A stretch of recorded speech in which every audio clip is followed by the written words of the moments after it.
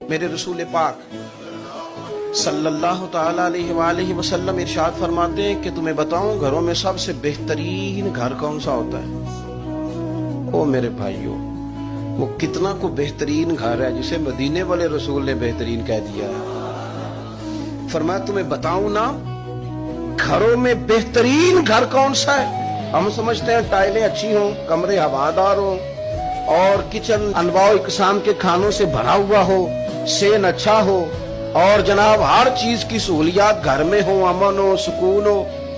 نہیں، حضور فرماتے ہیں مجھ سے پوچھو نا بہترین گھر کون سا ہے؟ تو یا رسول اللہ بتائیے، سیاستہ میں حدیث ہے، کریم رسول فرمانے لگے گھروں میں بہترین گھر وہ ہے جس میں کوئی یتیم رہتا ہو اور اس کے ساتھ سلوک اچھا کیا جاتا ہو، اچھا سلوک کیا جاتا ہو، یتیم کو رکھا جائے پھر اس کی پوری نگرانی کی جائے، اسے پورا پیار دیا جائے، اسے پوری محبت دی جائے، یتیم رہتا ہو اور اس کا خیال بھی رکھا جاتا ہو۔ اور میرے نبی کریم صلی اللہ تعالی علیہ وسلم فرمانے لگے تمہیں بتاؤں نا کہ گھروں میں بدترین گھر کون سا ہوتا ہے؟ بدترین گھر کون سا ہے؟